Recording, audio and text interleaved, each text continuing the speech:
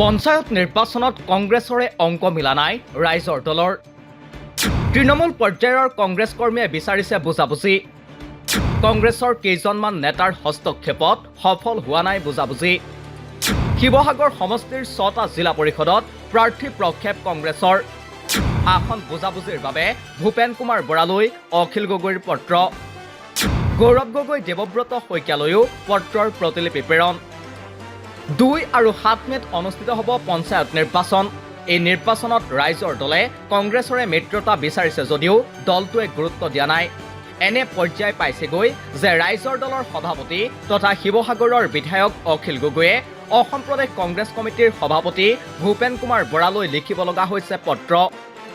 পত্ৰৰ প্ৰতিলিপি বিধানসভাৰ বিৰোধী দলপতি দেৱব্ৰত শইকীয়া আৰু লোকসভাৰ বিৰোধী উপদলপতি গৌৰৱ গগৈলৈও প্ৰেৰণ কৰিছে।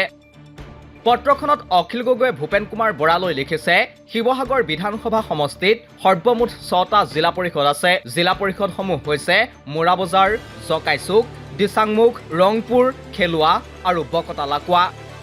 এই ৬টা জিলা পৰিষদৰ ৪টাত ৰাইজৰ দলে প্ৰতিদ্বন্দ্বিতা কৰি ২টা জিলা পৰিষদ জকাইচুক আৰু বকতা লাকুৱা কংগ্ৰেছক এৰি দিব খোজো।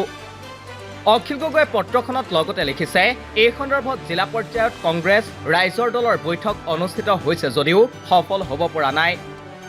কংগ্ৰেছৰ ৰাজ্যিক নেতৃবৰ্গ তথা উচ্চ নেতাসকলে সন্মতি দিয়া নাই বুলি ৰাইজৰ দলৰ জিলা নেতৃত্বক জানিবলৈ দিছে। সেয়েহে কংগ্ৰেছৰ ৰাজ্যিক সভাপতি হিচাপে আপোনাৰ হস্তক্ষেপ আৰু বিধানসভাৰ বিৰোধী দলসমূহৰ নেতা দেৱব্ৰত শইকীয়া তথা যোৰহাটৰ সাংসদ গৌৰৱ গগৈৰ হস্তক্ষেপ বিচাৰি তথা এটা বিবেচনাপূৰ্ণ সিদ্ধান্তৰ বাবে ৰাইজৰ দলে এই পত্ৰ দিয়াৰ সিদ্ধান্ত গ্ৰহণ কৰিছে। আশা কৰোঁ আপোনালোকে সুবিবেচনা কৰিব। পত্ৰখনত অখিল গগৈয়ে আৰু লিখিছে, আপোনাক এইটো জনাওঁ যে আপোনালোকৰ দলে ৬টা জিলা পৰিষদতে প্ৰাৰ্থী প্ৰক্ষেপ কৰিছে। আনকি আটাইতকৈ আচৰিত কথা, ৰংপুৰ নামৰ জিলা পৰিষদটোত মাত্ৰ ২০% সংখ্যালঘু ভোটাৰ আছে যদিও তাত আপোনালোকৰ দলৰ পৰা সংখ্যালঘু মহিলা প্ৰাৰ্থী এগৰাকী উঠাই আপাতত সংখ্যালঘু ভোটখিনি বিভক্ত কৰি বিজেপি দলক নিৰ্বাচনত জয়ী হোৱাত সহায় কৰিব বুলি আশংকা কৰা হৈছে।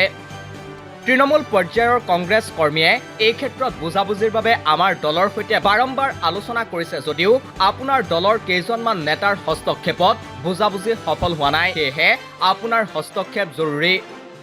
ৰাইজৰ দল আৰু কংগ্ৰেছে যদিহে বিজেপি অগপক সঁচাকৈ পৰাজিত কৰাটো বিচাৰে আৰু যদিহে আদৰ্শগতভাৱে সাম্প্ৰদায়িক ফেচিবাদী শক্তিৰ বিৰোধিতা কৰোঁ তেন্তে বুজাবুজিৰে পঞ্চায়ত নিৰ্বাচনত অৱতীৰ্ণ হোৱা উচিত বুলিও পত্ৰখনত উল্লেখ কৰিছে অখিল গগৈয়ে। যদিহে ৰাইজৰ দলক পৰাজিত কৰাটোৱেই কংগ্ৰেছৰ লক্ষ্য তেন্তে বুজাবুজি নিশ্চয় নহ'ব। পঞ্চায়ত নিৰ্বাচনত মিত্ৰতাৰ সন্দৰ্ভত প্ৰদেশ কংগ্ৰেছৰ সংবাদ মাধ্যম বিভাগৰ অধ্যক্ষ বেদব্ৰত বৰাৰ জৰিয়তে ভূপেন কুমাৰ বৰাক প্ৰস্তাৱ দিয়াৰ কথাও উল্লেখ কৰে অখিল গগৈয়ে। এই সন্দৰ্ভত প্ৰদেশ কংগ্ৰেছৰ সভাপতিগৰাকীয়ে ইতিবাচক সঁহাৰি দিয়াৰ কথা উল্লেখ কৰি অখিল গগৈয়ে পত্ৰখনত লিখিছে, বুজাবুজিৰ ক্ষেত্ৰত কাৰ্যত একো হোৱা নাই। সেয়েহে বৃহস্পতিবাৰৰ ভিতৰত বুজাবুজিত উপনীত হৈ নিজৰ নিজৰ প্ৰাৰ্থী উঠাই লোৱাত মত প্ৰকাশ কৰে ৰাইজৰ দলৰ সভাপতিগৰাকীয়ে। পিছে বৃহস্পতিবাৰে প্ৰাৰ্থিত্ব প্ৰত্যাহাৰৰ অন্তিম দিনটোত কংগ্ৰেছে প্ৰাৰ্থিত্ব প্ৰত্যাহাৰ কৰে নে নকৰে সেয়াহে হ'ব লক্ষণীয়। মন কৰিবলগীয়া কথা যে শাসকীয় বিজেপি, অসম গণ পৰিষদ আৰু ৰাভা হাছং যৌথ সংগ্ৰামী মঞ্চই মিত্ৰতাৰে পঞ্চায়ত নিৰ্বাচনত অৱতীৰ্ণ হৈছে। তাৰ বিপৰীতে বিৰোধী ঐক্যবদ্ধ হ'ব নোৱাৰাটো অতি চৰ্চাৰ বিষয় হৈ পৰিছে। নিউজ ডেস্ক ৰিপোৰ্ট, দি ক্ৰছ কাৰেণ্ট।